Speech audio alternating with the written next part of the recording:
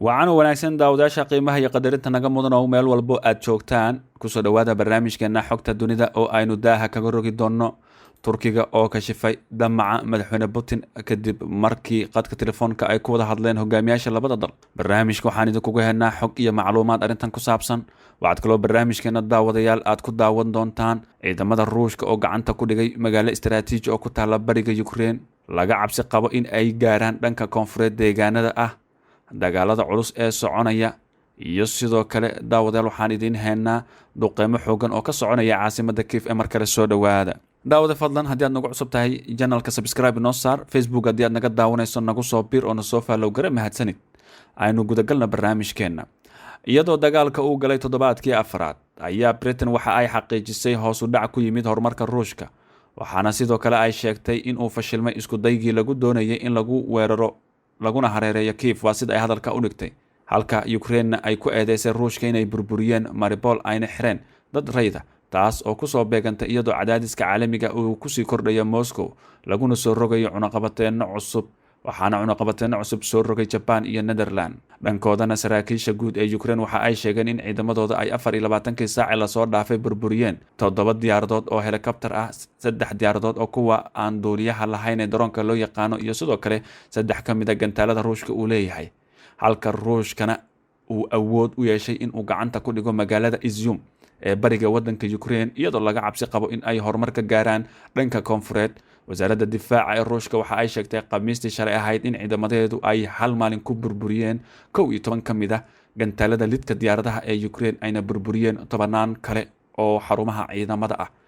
sidoo kalena Ruushka ayaa lagu soo waramayaa in duqeyn aad u xoogan uu ka geysanayo magaalada Kiev ee caasimada wadanka Ukraine, iyadoo burbur xooganna la soo warinayo. wararkii ugu dambeeyay waxa ay sheegayaan in meelaha uu Ruushka hadda bartilmaameedsanayo ay ka mid yihiin xarumaha ciidamada iyo sidoo kale goobaha dhaqaalaha, halkaas oo lagu soo waramayo in khasaare aad u xoogan dhanka Ukraine uu ka soo gaaray.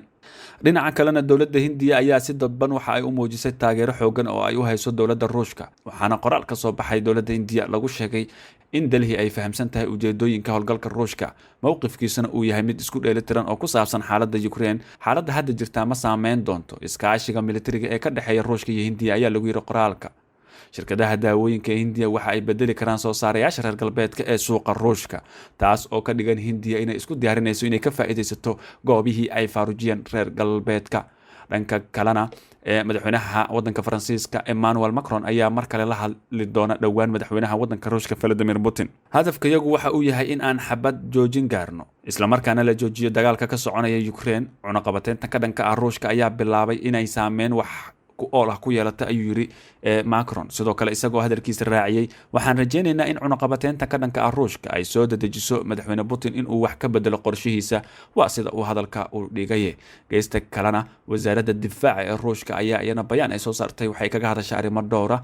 ciidamada Luhansk ayaa la wareegay in ka badan 90% deegaanka iyaga oo taageero ka helaya ciidamadeena, ayaa la yiri.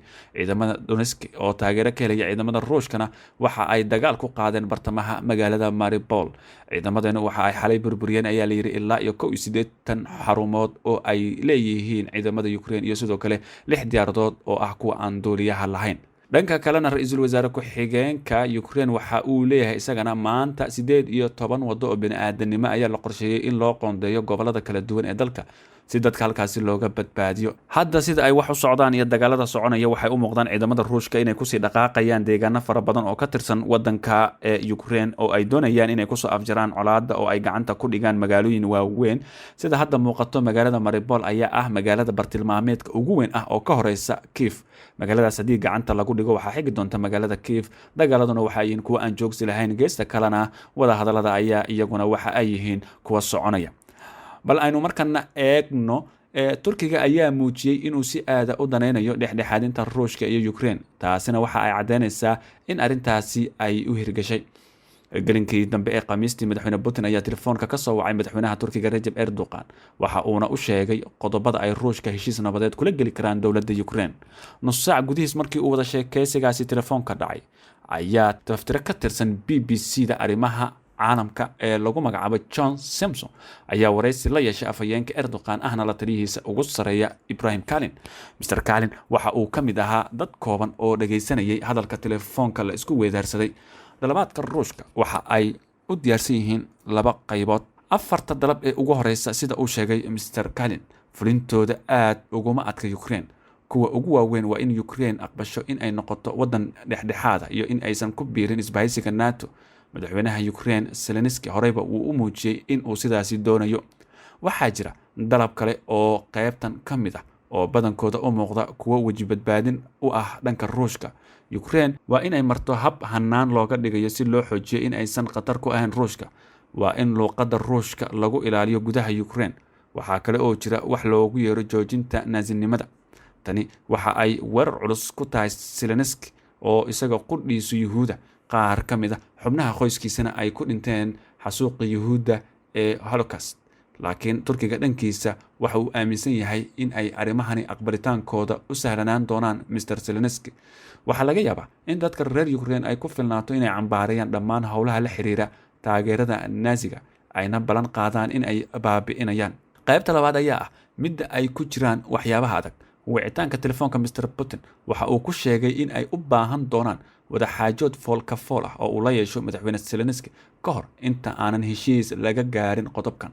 Mr. Zelensky waxa uu hore u sheegay inuu diyaar u yahay in uu wadaxaajood ishorfariisi ah la yeesho madaxweynaha Ruushka. Mr. Kalin aad uma uusan shaacinin arrimahan, isaga oo sheegay in muhiimaddu ay tahay inay khuseeyaan wax laga yeelayo Donbass iyo bariga Ukraine, kuwaasoo qaybo ka mid ah ay horeyba u go'een, lagana hadlay sida Ruushku ay ku noqon karaan iyo sidoo kale arrinta Crimea. inkastoo Mr. Kalin uusan waxba faahfaahin, malaha wuxuu yahay in Ruushka uu dalbaday in dowladda Ukraine ay ogolaato in laga qaato dhul ku yaala bariga Ukraine. taasi waxay noqon doontaa mid aad iyo aad u culus. malaha kale ee loo fahmi karo waa in Ruushka uu dalbaday in Ukraine ay si rasmi ah u aqbasho in Crimea oo Ruushka uu si sharci darro ah ku qabsaday 2014 ay hadda tahay meel uu leeyahay Ruushka. haddii ay xaaladdu sidaasi tahay, qodobkaasi Ukraine way ku adkaan doontaa in ay aqbasho. intaasi waxaa sii dheer, Ruushku sharci uma laha in uu qaato Crimea, waxa uuna saxeexay xeer caalami ah kadib markii uu dhacay nidaamkii hanti wadaagga, balse markaasi waxay ay ahayd ka hor inta uusan Vladimir Putin xukunka qabsanin. weli dalabaadka madaxweyne Putin ma aha kuwo aad u adag sida ay dad badani ka cabsi qabeen, waxaana ay noqon karaan kuwo u qalma in lagu joojiyo dagaalka dhiigga daadanaya iyo burburka uu Ruushka u geystay Ukraine. maadaama uu Putin gacanta ku hayo inta badan warbaahinta Ruushka, kuma adkaan doonto inuu shacabka ka dhaadhiciyo in guul weyn laga soo gaaray Ukraine. hase yeeshee dhanka Ukraine dadka waxaa ku hari doonta uur ku taallo. haddii heshiiska noocaan ah si degdeg ah loo gaarin, madaxweyne Putin iyo kuwa bedeli doonaba waxay mar waliba ka dhiganayaan marmarsiyo ay ku weeraraan Ukraine mar kale. in heshiis nabadeed la gaaro waqti dheer ayuu qaadanayaa, inkastoo xabad joojintu ay hakinayso dhiigga daadanaya. Ukraine burbur xoog leh ayaa soo gaaray dhowrkii isbuuc la soo dhaafay. in dib loo dhiso magaalooyinka Ruushka uu dhulka la simayna waxa ay qaadan doontaa muddo dheer. waxaa taasi la mid ah in dib loo dejiyo qaxootiga malaayiin qof ee guryahooda ka cararay. Vladimir Putin ka waran, waxaa soo baxaya warar ku saabsan in uu xanuunsan yahay ama dhimirka uusan caafimaad ka qabin. Mr. Kalin wax ma ka garatay hadalka telefoonka? maya, ma jirto gebi ahaanba, ayuu yidhi. Mr. Putin si degan oo cad ayuu u dhahayay wax kasta. sidaas oo ay tahay, xitaa haddii uu Ukraine guul ka soo hoyo, waxaa daciifaya awooddiisa gudaha. dad badan ayaa marba markan ka dambeysa ogaan doona waxa uu sameeyey. sheekooyinka ku saabsan askarta la dilay ama la qabtayna haddaba waxay usii faafayaan si degdeg ah. barnaamijkeena xogta dunida daawadayaal waa naga intaas. barnaamijka mid ka xigantana ku kulmi doona. nabadgelyo. asalaamu calaykum waraxmatullaahi wabarakaatu.